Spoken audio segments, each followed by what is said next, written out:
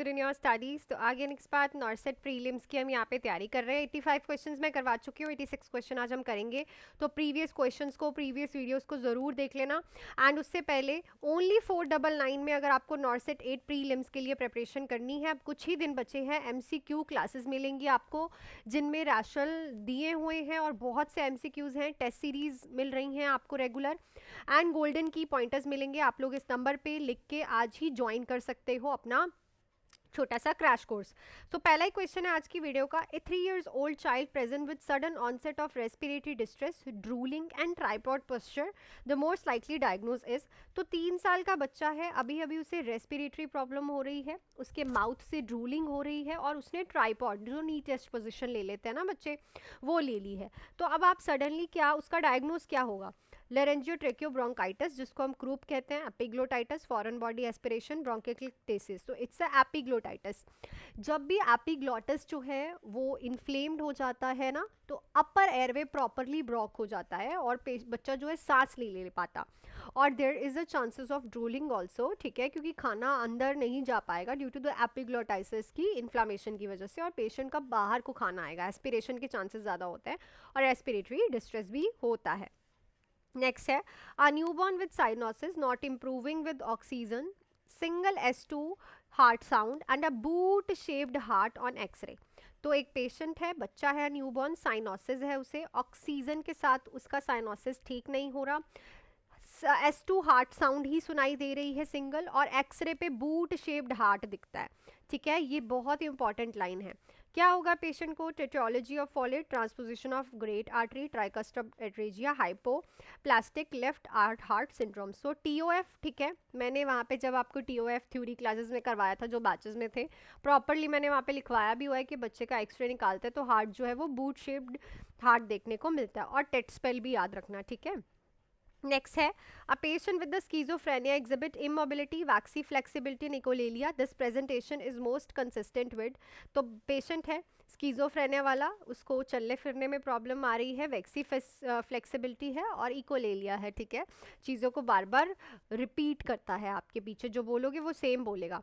इस प्रेजेंटेशन का most consistence किस में देखी जाती है? Paranoid schizophrenia, catatonic, undifferentiated, disorganised. So ये कैटाटॉनिक स्कीजोफ्रेनिया के मेन करेक्टरिस्टिक्स है स्कीजोफ्रेनिया के टॉपिक में, अच्छे से ये मैंने आपको लिखवाए हुए हैं जिसमें टाइप्स आपको प्रॉपरली क्लियर हो जाएगी। पैरानॉइड में पेशेंट सस्पिशियस हो जाता है, अनडिफरेंशिएटेड में स्कीजोफ्रेनिया में वो हर एक टाइप से डिफरेंट होता है, बिल्कुल ही डिफरेंट होता है, ठीक है। एंड डिसऑर्गेनाइज्ड और हैबीफेरिक में पेशेंट जो है वो बहुत ही ज़्यादा जो है स्टबर्न, और कह सकते हैं बिल्कुल ही डिफरेंटली बिहेव करता है।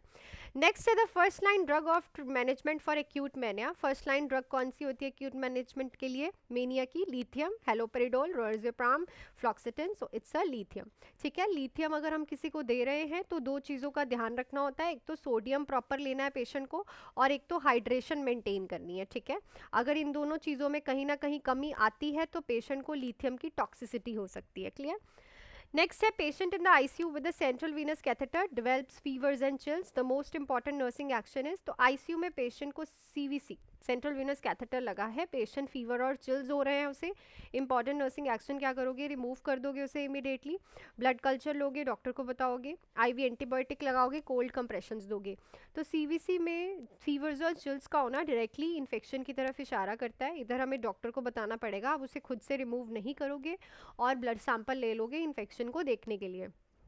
नेक्स्ट देखो, nurse is assessing a Glasgow coma scale. Nurse Glasgow coma patient का ग्लास्कोकोमा स्केल चेक कर रही है। पेशेंट की आईज ओपन हो रही हैं पेन पे, तो जब आईज ओपन होती हैं पेन पे देन आई रिस्पॉन्स क्या आएगा भाई? 2, ठीक है। विड्रॉ टू पेन, जब हाँ उस मतलब withdraws, that is a motor, EVM करते हैं ना, ठीक है ना, EVM करते हैं, मोटर कितना हो गया? पेन पे अगर पेशेंट को दिक्कत मतलब पीछे हो रहा है तो 4, और is making incomprehensive sound. So incomprehensive eye, motor and verbal. Verbal response पे क्या नंबर दोगे? 2।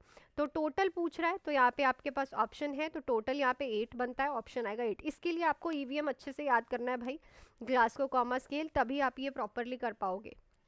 नेक्स्ट देखो, patient with the schizophrenia ascites develop fever. आप ऐसे किया करो कि जैसे जैसे अब मैंने ये क्वेश्चन कराया, इस वीडियो को यहीं पॉज किया, फटाफट से ग्लासको कॉमा सेल रीड किया और इस क्वेश्चन को सॉल्व किया।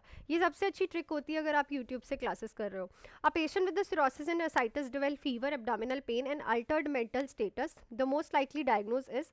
तो साइटस वाला पेशेंट है, सिरोसिस है, उसे एकदम से फीवर हो रहा है, एब्डोमिनल पेन है और उसका मेंटल स्टेटस एकदम अलर्ट ऑल्टर्ड हो चुका है, सॉरी। क्या हो सकता है पेशेंट को? Hepatic encephalopathy, spontaneous bacterial peritonitis, acute pancreatitis, portal vein thrombosis. अब ध्यान से सुनना, यहाँ पे आपको हिपैटिक इंसेफ्लोपैथी पे नहीं जाना क्योंकि आपको यहाँ पे ये दिख रहा है फीवर भी और एब्डोमिनल पेन भी। ध्यान रखना, जब भी हम सिरोसिस देखते हैं तो हम हिपैटिक लिवर इंसेफ्लोपैथी पे पहुंच जाते हैं ना। तो यहाँ पे रहेगा जो राइट है बैक्टीरियल पेरिटोनाइटिस। याद रखना, सिरोसिस लीवर जो है वो आपकी पेरिटोनियल कैविटी के साथ कवर हो रखा है। अगर वहाँ से इन्फेक्शन ट्रैवल कर जाएगा पेरिटोनियल में तो इसको हम बोलते हैं बैक्टीरियल पेरिटोनाइटिस। क्लियर? नेक्स्ट है बर्न पेशेंट है, यूरिन आउटपुट 30 ml से कम आ रही है, इंक्रीज है उसका हार्ट रेट और ब्लड प्रेशर डिक्रीज है। लाइकली पेशेंट को क्या है? Septic shock, hypovolemic shock, neurogenic shock, anaphylactic shock. So it's a direct answer जाएगा हाइपोवॉलेमिक शॉक। यूरिन आउटपुट भी कम है पेशेंट का, हार्ट रेट इंक्रीज है, कंपनसेशन मेथड है और बीपी कम है, तो मतलब बिल्कुल भी ब्लड प्रेशर है ही नहीं, ब्लड फ्लो है ही नहीं, तो it is a hypovolemic shock. Next है 32 वीक्स प्रेग्नेंट वुमेन है, पेनलेस वजाइनल ब्लीडिंग हो रही है, डायग्नोज क्या रहेगा? Placenta previa, placental abruption, uterine rupture, cervical polyps. So it's a placenta previa. Painless vaginal delivery placenta previa में होती है एंड पेनफुल होती है प्लेसेंटल अब्रप्शन में। नेक्स्ट है which fetal heart rate pattern indicate utero placental insufficiency. Uterus और placenta की insufficiency किस हार्ट रेट की तरफ इशारा करती है? Early deceleration, late deceleration, variable deceleration, sinusoidal pattern. So it's a late deceleration. बहुत बार बच्चे यहाँ पे अर्ली लिखाते हैं, यूट्रो प्लेसेंटल इनसफिशिएंसी हमेशा लेट डिसेलरेशन की तरफ इशारा करेगी। नेक्स्ट है patient on the warfarin develop INR 9 but has no bleeding, the best management is. तो INR 9 आ रहा है भाई वारफरिन देने पे, बेस्ट मैनेजमेंट क्या रहेगी? Stop warfarin and give vitamin K, stop warfarin and observe, give fresh frozen plasma, continue warfarin but decrease dose. No, यहाँ पे टॉक्सिसिटी दिख रही है हमें, एंटीडोट देना पड़ेगा विटामिन के का, स्टॉप करो वारफरिन को और विटामिन के का इंजेक्शन लगाओ। नेक्स्ट है which drug is contraindicated in patient with glaucoma. Glaucoma वाले पेशेंट में कौन सी ड्रग कॉन्ट्रा इंडिकेटेड है? So atropine, pilocarpine, acetazolamide, timolol. So it's a atropine, याद रखना, ठीक है।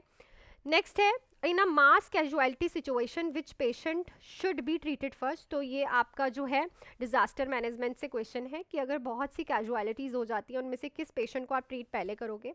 पेशेंट जिसके लार्ज ओपन वूंड है बट स्टेबल वाइटल्स हैं, patient minor laceration on the head, patient agonal breathing and weak pulse और patient with fractured femur and stable vital signs. तो देखो ये वाला पेशेंट तो बचेगा ही नहीं, ठीक है। एगोनल ब्रीदिंग मतलब पेशेंट सांस बहुत कम ले रहा है, माइनर लेसरेशन है, इसको पहले करने की नीड नहीं है, ठीक। फ्रैक्चर्ड फीमर एंड ऊपर वोंड, तो फ्रैक्चर्ड फीमर है वो स्टेबल हो जाएगा पेशेंट, पर यहाँ पे अगर पेशेंट के वाइटल साइंस स्टेबल है और ब्लीडिंग हो रही है उसकी, तो ब्लीडिंग स्टॉप करनी पड़ेगी, तो इस पेशेंट को हम पहले ट्रीट करेंगे। ट्राइएच सिस्टम से होगा, ठीक है ना ये। The best method for preventing neonatal tetanus is, तो बेस्ट मेथड क्या रहेगा? Neonatal tetanus vaccine at birth, maternal immunization, giving antibiotics to neonates, cord care with antiseptics. तो मैटरनल इम्यूनाइजेशन सबसे इंपॉर्टेंट है, जो ड्यूरिंग द प्रेगनेंसी मदर को हम injection देते हैं टीटी के, वो सबसे ज़्यादा प्रिवेंशन करते हैं न्यूनेटल इसकी टेटनस की। नेक्स्ट है patient in a septic shock has hypotension despite fluid restriction, the next step in management is. Septic shock वाले पेशेंट को हाइपोटेंशन है डिस्पाइट उसको आप फ्लूइड भी दे रहे हो, तो नेक्स्ट स्टेप मैनेजमेंट अब क्या करोगे? स्टार्ट करोगे norepinephrine, give a bolus of dextrose, administer furosemide, start, sodium bicarb. देखो अगर आप फ्लूइड रिसिस्टिकेशन कर रहे हो तब भी पेशेंट हाइपोटेंसिव है, then go for a norepinephrine, ठीक है ना। So the right option is option number A. So I think 15 से 16 क्वेश्चंस आज मैंने आप लोगों को करवाए हैं बहुत ही अच्छे से, तो याद रखो अब, क्योंकि मैं नहीं चाहती कि मैं आपको कुछ ऐसा करवा दूं जिसको देख के लगे आप लोगों को कि मेरे को तो कुछ आता ही नहीं है। एंड 500 रुपीज़ में ओनली 499 में नॉर्सेट 8 के लिए MCQ क्लासेस ठीक है, subject wise test series and golden key pointers इस नंबर पे आज ही आप मुझे मैसेज करके नॉर्सेट 8 क्रैश कोर्स ज्वाइन कर सकते हो। सो मिलती हूँ आपको नेक्स्ट वीडियो पे। एंड नॉर्सेट 9 की भी इनरोलमेंट स्टार्ट हो गई हैं।